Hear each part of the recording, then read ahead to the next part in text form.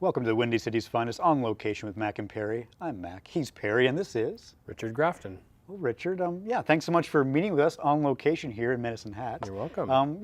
We're going to talk all about your art, but before we start, just tell me what sort of art you do. So I'm a drama teacher, but I also am involved in some community theater. I do artistic director for my own theater company here in town. So all theater related, that's me. Improv, writing, design, the whole works. That's great. I'm really excited to learn all about it. Obviously, we are in a theater, so we're going to talk about that. But first, we're going to kind of get to know you as a person and other things. We've got the trivia questions that we normally ask, and we've got something new where you're going to ask me some questions, which will be fun. But I'll start with the first Medicine Hat trivia question. All right.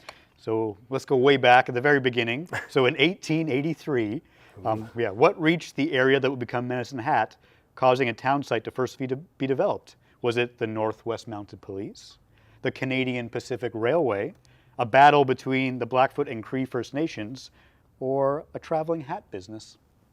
Oh.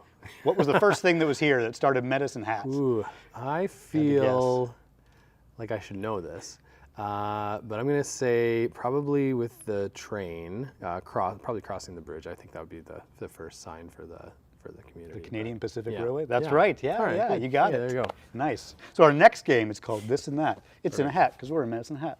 And so this game is very simple. You pull out a question, and there's always just two things. Like this says, stick or automatic. So what you prefer to drive. And then you answer, then I answer, and we get to know about each other a little bit.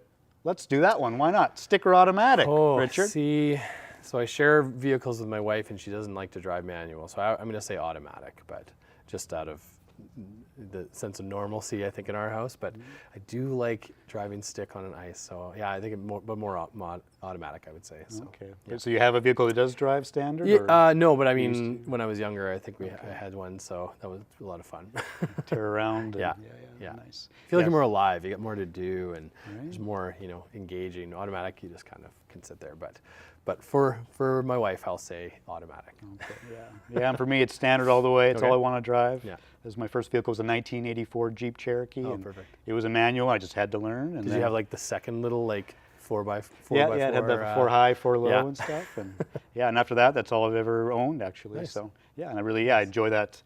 Yeah, control you have over it, and it just feels like you're more connected to the car. And there's all sorts of benefits. So Awesome. everyone should drive a standard. Yeah, for sure. All right, your turn to pick I'll a pick this or that. I'll say, some of these are pretty folded up here. Spring or fall? I would say fall, actually. Like I like spring. I like the new season and the growth, but Yeah. I also just love after a hot summer. Yeah. It's just been really nice to just things are a little cooling down. Thanksgiving. Yeah. We don't have it as much in Lethbridge. Maybe in Medicine Hat, more of the leaves changing and Yeah. sticking around, and Yeah. so I would say fall. How about you? I'd probably agree with that. I think, I like putting on a good sweater in end of September or October, so probably starting to get cold and dressing up for it. But I probably that versus mud and rain of spring. So Okay, nice. So our last game, which can take as long as we like, is called Tumbling Towers. Is the name of the game, let's say.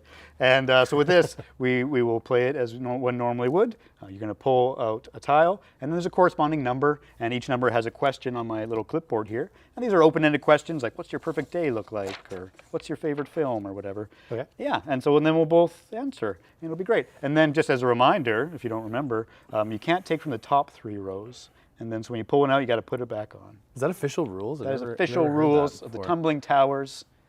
And just so you know, no one has tumbled the towers yet. Okay, so you don't have a lot of questions. I want to pick something that I can't So no see pressure. the number on, so I'll go with. It doesn't matter. You don't know what the question is. Well, I know, but I feel like people at home will think I picked something. So, 38. Okay, 38. Okay. What's a fashion trend you think should come back? Oh. Put it back on top. Fashion thing come back. I'm gonna say monocles. I really think we're wasting a lot of glass on 2 glasses, so I think monocles would be a way to go. I think screwing one into your eye socket is it's a good look. Bring that back. I don't usually have a mustache, so maybe thinking theatrically those kind of things. So yeah, let's bring back monocles. Monocles, That's I a good like one. it. That's a good answer. Yeah. Yeah, I would not have thought of that. Yeah. All right, let's I'm going to ask a question. Yeah. I'm going to do a tile. 36, pretty close to 38. Nice. What is my question? Oh, what's one thing you always put off? Oh, putting off. I gotta be careful because people I work with might hear some of this Yeah, stuff. something so I that's don't appropriate that you would share with the public, the world. Don't want to procrastinate too much with my work. I think I tend to forget to change the winter tires in time. I think it's my wife was just saying this. She's like, "Isn't it 7 degrees?" I'm like, "Yeah, but it's March. It's 7 degrees tomorrow, and it's minus this and plus that." So I always feel like I'm putting it off, and then I forget about it, and then it comes it comes May, and it's like, oh, it's a little bit soft on the tires. So I would say that's probably one I need to do on time. Yeah, good to be timely. Yeah. Actually, I think what came to mind very similar to that is changing my oil. Yeah. And I'm like, I do it myself, and maybe that makes it worse. I don't know, but it's like I should change my oil. It's been about 6 months. Yeah. Maybe next month. Then it's just stretch it. Yeah. Well, you don't give yourself a sticker, right? No. Yeah. I kind of remember, and I just. Yeah. And it's kind of there's not really hard deadlines. So it's and I don't drive a ton, so. Yeah. If I didn't get that sticker, I don't think I would ever change it. I would just forget. So it has to be on the windshield. So. Yeah. But I guess one good thing is because I changed my winter tires as well myself. And so it's I usually do them together. It's all right, I'll change my tires and do my oil, and just all at once. But I usually put it I'll take that advice. That's good. Yeah. All right, let's see if we have time for another one. I guess it's your turn, right? Okay. Yeah. Great. Yeah. Let's go. I'm gonna go dairy. One more question. Oh, this one's so loose. It's not gonna do anything. 24. What have you tried that scared you? Ooh. I don't know. Pretty calm person, I think. Something that I tried that scared Something me. new, kind of, it was out of your comfort zone, maybe?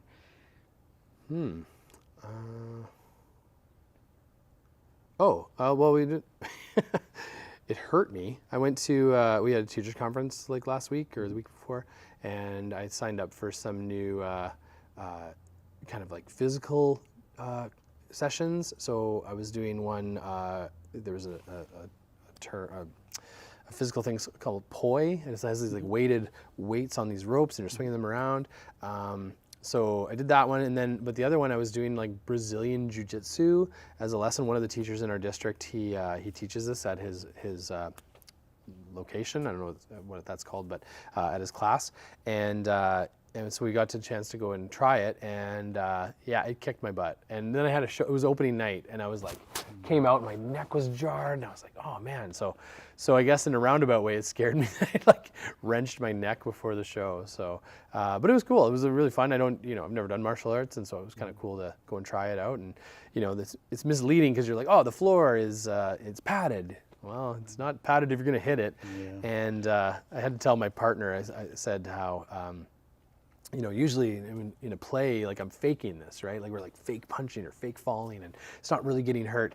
And then it was cool, let me trip you, poof, and down you go. And I'm like, oh, that one really, that was a surprise. So, I would say that kind of scared me in that sense. No, that's great. Yeah, good that you tried it. Would you do it again, maybe? No, I never will. No. That was it. Yeah. Nice. Sorry, Mr. Doctor. Probably won't be coming back. Well, yeah, it was a bit of fun chat, getting to know you a little bit. That is all the time we have for this segment. Again, this is in the Windy City's finest, on location with Mac and Perry. I'm Mac, he's Perry, and this is Richard Grafton. All right, we'll be right back. Hello, and welcome once again to the Windy City's finest, on location with Mac and Perry. He's Mac, I'm Perry, and this is Richard. Yes, it was wonderful getting to know you a little bit with your segment with Mac there, and I'm super excited to dive into more of your artistic practice in this segment. Could you just give us a really broad overview of what it is you do currently and how you got here? So I'm in Medicine Hat because I teach high school theater at Medicine Hat High School. So that's maybe my starting point. My career is that, but beyond that, I would be involved in community theater, some local productions, and then I also am the artistic director of the Paperback Stage, which is my own theater company.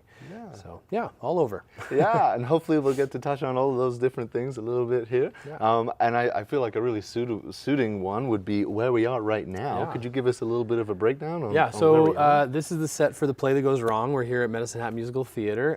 We've been running the show for 3 weeks now, and we're just heading into our final weekend.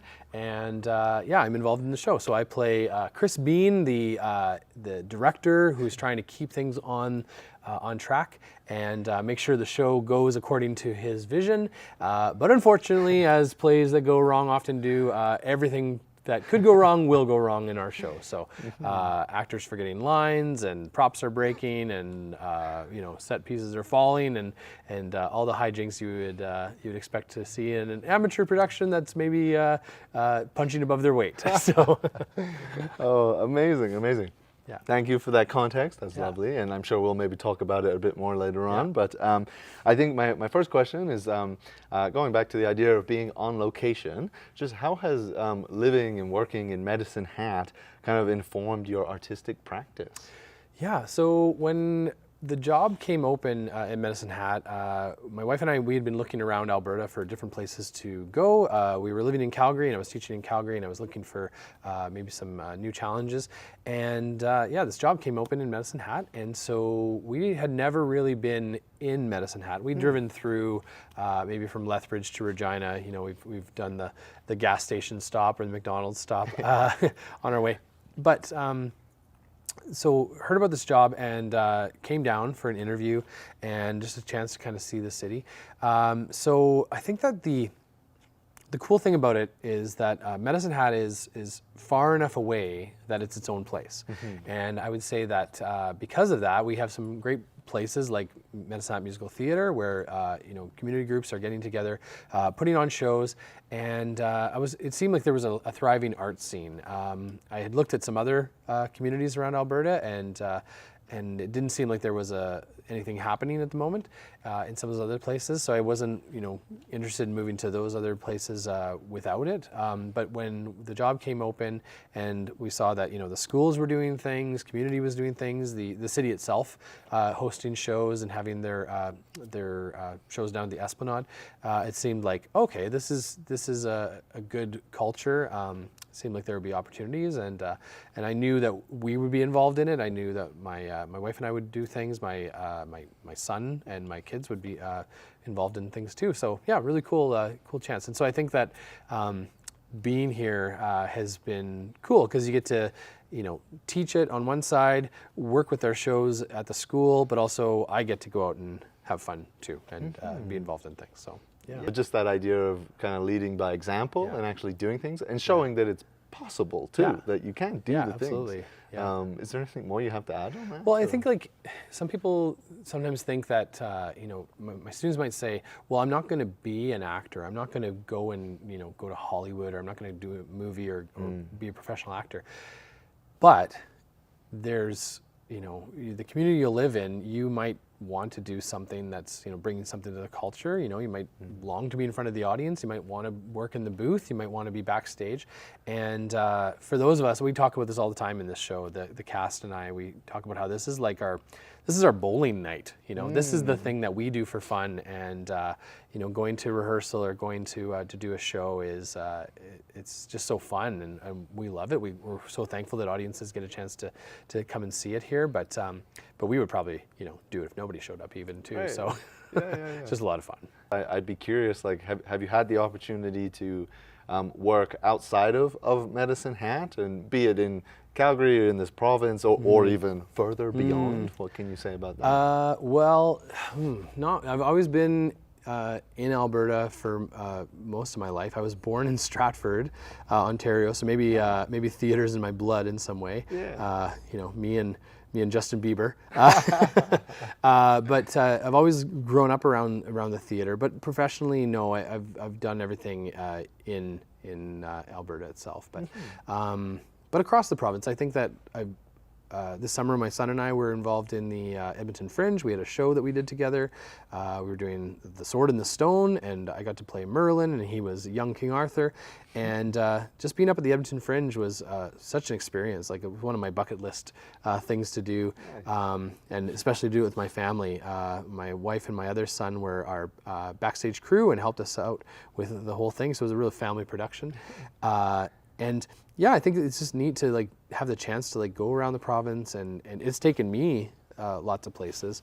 And I think that, yeah, again, going back to kind of on the same topic, but like just this, you know, these are all things coming out of an idea, and the idea has created, you know, travel opportunities or job opportunities, and I think it's kind of cool. It's a really it's an interesting resource. I think the people of Alberta is like it's such a key resource, and you know, once again, like, you know, it might not be dug out of the ground, but like it's pretty fantastic to see like the art that people are creating, and what you guys are doing too, like you know, tapping into that as well. Pretty cool. Yeah. Yeah, and I'm more curious about this idea of like storytelling and theater and creation, like in your family. I'm curious, how has this medium, this practice, this craft kind of informed your relationships with the most immediate loved ones in your life? My son, who is 13, so he loves drama. He's grown up in the theater, whether that was backstage or, you know, coming to see the shows that I'd be working on all the way through. So when he was, I think he was 6 months old, he had his first role in a Christmas show, and then a month after that we were doing James and the Giant Peach, and he was a flashback version of James. So he's been doing it since he was very, very little. My second son, who is now 7, he has got the mind of a tech kid. It's so funny. Like, he'll see this set and he'll visualize it and pick it apart before it even happens. He might see, oh, you know, I think that's going to happen. I think that's going to tip, or that's going to fall down. He'll see like a seam in the floor or something. He's like, Dad, this is how you guys should do it. I know how that worked, and he'll really pick it apart. So I think I've got a nice little theater company happening with my own children. So can you like pinpoint the moment that you felt inspired to pursue this career path, or is it a kind of gradual progression? I don't know. It's like I said, I grew up around the theater. You know, going to visit my grandparents in Stratford, seeing some of the big shows was always fantastic. There is one that I tend to think back to a lot. When I was in grade 4, we went to see a production of The Lion, the Witch, and the Wardrobe at the Citadel Theatre in Edmonton, and my class had been reading the book, and so we got a chance to go. And I remember thinking there were these acoustic panels around the top of the lights, and I didn't know what they were for. But in the book, there's a scene that there's this giant, and I remember thinking that these were like holographic projectors, and they were going to somehow project a giant that we're going to see like his feet or something. That must be what those are, because they kind of looked, you know, futuristic and angly and you know, kind of chiseled. And I was like, oh, I bet that's what that is. And so I didn't really know or anything, but that, you know, really captured my imagination, and I loved it. I loved seeing that stuff. So, you know, things would pop out of the trapdoor, or characters would, you know, disappear, and I just thought it was so cool. Like, you know, and that was back in the 80s when you know, movies and TV had a lot of simple effects, but I really loved like the practical effects of these things, and I continue to do that with my own practice and my own shows. We're always looking for ways of doing those things practically that we can't compute, you know, CGI. We can't do CGI and digitally show something on stage. But how cool is it we get to you know, break platforms and have walls fall, and all the fun spinning bookcases and all that kind of fun stuff. So yeah, I'd be curious, like, what kind of reactions have you gotten to your various works, and were they deliberate, like you're trying to get that reaction, or what reactions have you gotten that were surprises? Yeah, I think like you've always got to go in that idea and say, like, I'm willing to try something and to prove it right, and see if it works. If it doesn't work, then there might be a chance to, like, you know, rework it or whatever. We did a show a couple years ago, and we had just one kind of fight choreography that was happening, and it looked really violent, and so somebody commented on that, and it was like, oh, that looked too violent. It wasn't. It was offensive, and I was like, well, didn't mean it to be offensive, but thank you for letting me know. But in the end, we kind of stuck with it because it was like, okay, well, actually, I think there's an important thing there. I'm always listening to it. I think it's good to hear your criticisms and things, but in the end, you just have to decide. Well, does that mean you need to change it, or is it people pleasing, or is it you pleasing, and or were you trying for something? Because I think that in that particular instance, 99% of the audience loved it, and then the one person maybe found it striking in some way, and so I was kind of like, I still think it was right to do the way that we did it, so kind of stuck with it. But sometimes as a teacher, you get emails, and it could be parents, could be other teachers, could be whatever. But I think if you have a reason for it, then you usually can find a way to kind of defend that or explain it. So, And again, going back to that idea of like autonomy and independence, it's like you have to have some liberty to try the thing and stick to it. And I think, if people can take that experience as a gift that they wouldn't normally experience that, and that the performers are safe actually.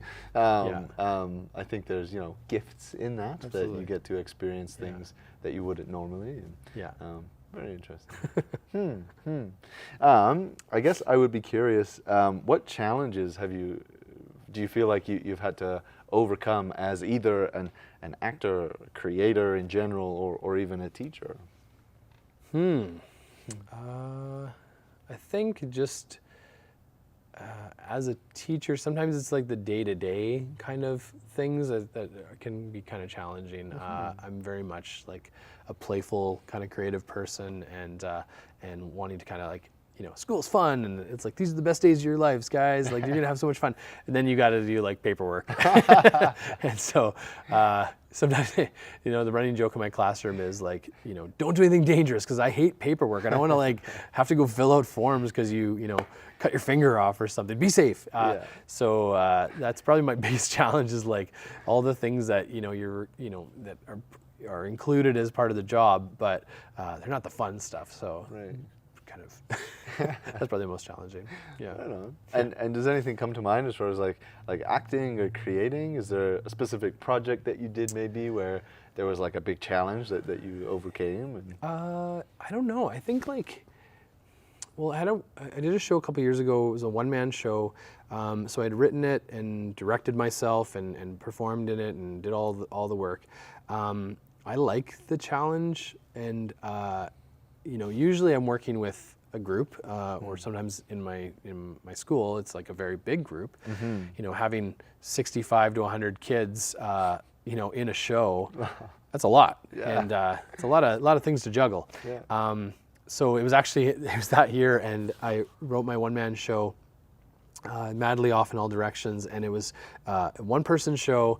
I took it to our one-act festival here in town. I got selected to go off to provincials with it, and I was really proud of that, because it was all from my idea, right? And the challenge, I think, was good, because I needed that, because after a number of years, you're doing show after show with students, and like you're growing, but the kids are always in that grade 10, 11, 12 kind of window frame. They sort of, every year you kind of have to teach the new kids, and you have to kind of like, encourage the older kids to do certain things, and you're always kind of like in that weird kind of cycle. So for me, that particular show was so fun and so enriching, because it was on my own shoulders. I'm going to see if I can do this. I want to do something different. I want to try something just on my own. And the really funny thing was, I went to provincials, and I was actually in Lethbridge that year, and ran into another performer, and he was in a one-man show, and turned out he was a drama teacher.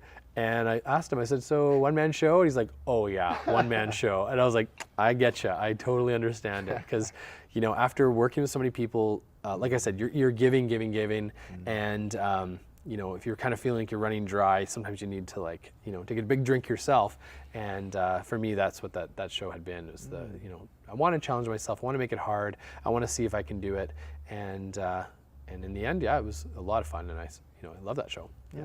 How has your artistic practice, be that like individually or as a teacher or creator in general, how has that changed you, do you feel? Oh, I approach things through that perspective of of a theater person. I see everything as like story, and I think that I'm really interested in what people are doing, and I try to hear their stories and ask conversational questions, and I love that. I think that like it makes me a better listener, it makes me a better husband, a better parent.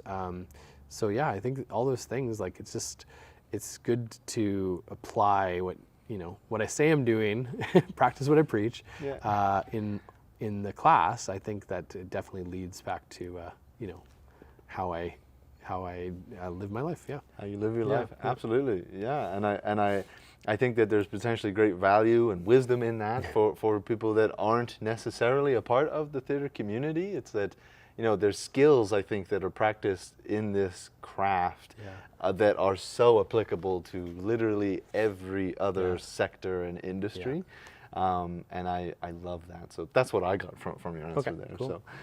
So I think that's all the time we have for this segment. So thank you so much for your time and conversation. And yeah, we got one more segment coming up, but this has been the Windy City's Finest on Location with Mac and Perry. He's Mac, I'm Perry. This has been Richard. And we will be right back. Welcome to the Windy City's Finest on Location with Mac and Perry. I'm Mac, he's Perry, and this is Richard. Yeah, so I really enjoyed your segment with Perry and learning about your artistic practice and your journey, and that was great. But we're in this theater space, and you see this behind us, and I think it would be a waste not to talk about this space and talk about the show, and we're gonna get a little tour in a bit here and learn more about this space. So if someone perhaps didn't tune in to the first segment for some reason, where are we? So we're at Medicine Hat Musical Theater. This is known as the Playhouse. So we're in Medicine Hat, but it's a little bit on the outskirts of town a little bit, but it's one of the best places to see shows here in town. Local theater. Yeah, and it's primarily a community theater, Yeah, right? always community theater. They do all their own shows. They will usually put on about 4 productions a year. Musicals, yes, but this one in particular is not a musical. It's a comedy play. So no singing or dancing, but other kinds of choreography, definitely. I like the proximity to the audience. I always love when the audience is a little bit higher than the stage. You get a chance to paint the floor, or in this case, lay down some wood paneling for the floor, and it becomes part of the picture. So I think that's really cool. I just love getting out there, breaking the fourth wall. We do that a lot in this show. We talk to the audience at different times, and so it's nice to kind of have that proximity. If it was a big house, maybe we can't really talk to the back, but everyone seems to be within 30 feet of the stage, so it's quite nice. Nice, yeah. And I guess that's a good segue to the show you're doing now, The Play That Goes Yeah. Wrong. Yeah, tell me a little about it. So The Play That Goes Wrong is a story of the Cornley Drama Society, a group from England, and they're trying to put on a show called The Murder at Haversham Manor. Unfortunately, their past productions often run into some trouble. Sometimes they've had not enough cast members, so they've done Jersey Boy, The Lion and the Wardrobe, or their summer musical Cat. So it's quite nice to finally have a chance to put on a show with a bigger scale, bigger budget, and they're very excited to be here at the Playhouse putting on the show for Medicine Hat. Mm-hmm. So the play that goes wrong, of course, is the fact that this amateur group are trying to put on the show, and everything that could possibly fall apart and go wrong goes wrong. So we've got a lot of cool secrets and stuff here on the set, and I'll give you a chance to take a look at them. Yeah, well, that sounds great. Yeah, well, I know that's a good Awesome. Segue. Let's go Cool. take a look around the set and learn a little bit more about it. Haversham Manor is your classic English manor. It's got different areas. We have kind of the living room area down here at the front, large windows for peering out into the trees of the evening. And then of course we have this side where there's sort of a library, and then upstairs is the study of one of the characters. So we have lots of things that go wrong in the show. This whole platform at some point, spoilers, is known to fall apart, but I think we fixed it. Maybe this show won't happen. But it tends to break, and then characters have to slip and slide off it and jump off various heights, struggling to keep things together. The cool thing about the show is really that idea that no matter what, keep it going. The show must go on. So really cool. You wouldn't have an English manor without a secret passage of some sort. So here in the library, moving a book here might make that happen. And characters come in and out, spin around. And I'm sure there'll be some hilarity with that. This is our elevator. Really cool effect that we have for the show here. There's lights that shine from the back through the glass, and creating that effect that things are going up and down. But it's a little secret. We don't actually have an elevator, so we actually use the stairs sometimes back there. But the lights make it look like we're scrambling through. Come on in. So lots of cool things back here. And as I was mentioning, the biggest challenge for this show seemed to have been the falling platform. Obviously, it's a safety issue. You've got two actors up there who feel very nervous. I know, because I'm one of them. Every night when we pull the pins and see what happens. But they've got an amazing setup here. Our Medicine Musical Theatre does some great welding. So basically, they created this really cool cantilever design, and we have weight on everything to kind of balance everybody out, and so it just falls at just the right time and in just the right amount. But it kind of comes in in some steps, and so I know that when we fall back, it'll hit one bar, and it'll slide onto the next one, and then there's another one where it slides pretty big. But it's very controlled, and once they put it all together, we felt safe. So it was really cool to see how there's a lot of engineering involved in this, and the volunteers are great because they they Google everything, they try to figure things out, and I think they did a fantastic job this year. So really cool. And there's also some breakaway things. So I know the door gets pulled off at one point, so we had to find a way to kind of correct that. So it has to be sturdy all the other times, but then of course you've got to have a way to kind of unpin it. And so I think what happens is they pin these off, and then the door breaks away in someone's hands, and it's really kind of neat.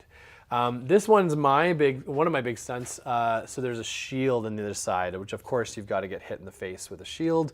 I'm sure as people are walking in, they're waiting for it to happen, like somebody's gonna get hit. And it's a fair amount into the play, so enough people gone in and hope the audience kind of forgets that that's gonna happen, or might happen, and then all of a sudden, smack, down you go. So got to fall down on the floor, do the big stunt, and you do it. We're doing 9 shows, so you got to learn to do it right. Plus all the 3 months of rehearsals, and so I've been falling down a lot. But it's with practice, it's safe after lots of practice. So yeah. And what's the shield made out of? Is like a it's solid wood. Yeah, wood, yeah. They could have made it out of foam, but they said no. I think you can handle it. I'm like, okay, I guess I just won't get hit by the shield. So. But does it actually hit you in the? No, I mean, it's trade secret. Yeah. Okay.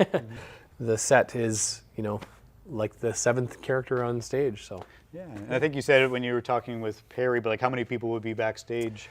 Yeah, so there's probably just as many people backstage in the show. So we have 6 on stage, and I think there's about 6 or 7 backstage, and then there's people up in the booth as well. So we are well supported, and the only rule I know we've kind of joked about it, that if you actually see blood, that was not practiced. But everything else that could go wrong.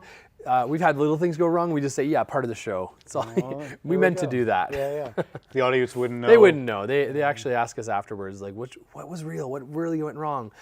Like, well, no, that's how we wanted it to be. So yeah, I guess that makes sense. It's quite liberating to perform that way. Yeah. And I assume you've done other shows where there's maybe more minimalist sets or very few things. Yeah, another time we've been here on stage, 12 Angry Men, we had a rotating stage, and so the long courtroom table, or the jury room table that we were at, would slowly rotate through the whole show.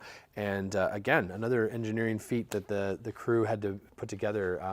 They had all these motors and pulleys and wheels, and we'd be standing there and you could feel it slowly moving, and the audience wouldn't even notice sometimes. They would be like 15 minutes before they realized that the tables moved a couple degrees away, and so the idea was that it would do a full rotation by the time the 90 minutes had run out. So yeah, really cool. So backstage at the Playhouse, it is, sometimes it's our changing room, sometimes it's our workspace, depending on how things are going. So while we're getting this show on and we're running that, they're already building for the next show. So I know we're doing 9 to 5, so I guess they need some bathrooms, and that'll be coming up in the next musical that they're doing. So this place is always humming. I think they take the summers off. I think that's the only time that it kind of quiets down. And then they get some other projects maybe about the building. But it's really cool because like whenever you're back here as a new cast member, it's really cool to see old signs and old props. We have a tradition here that we will keep 1 or 2 props from the show and hang it up. So there'll be leather jackets, or maybe the shield or whatever from different plays, and it's there as kind of a memorabilia of that. Usually the cast will sign, and so you get your fingerprints all over here, and who knows, one day be famous people here. Right, yeah. Thanks so much for the tour, Richard. Awesome. Yeah, this has been the Windy City's Finest On Location with Mac and Perry. I'm Mac, he's Perry, and one last time, this is... I'm Richard Grafton. Thanks so much for watching. It's Mac and Perry in the place. Da-na-na-na. Mac and Perry go live to create. Da-na-na-na. Mac and Perry invite you to stay.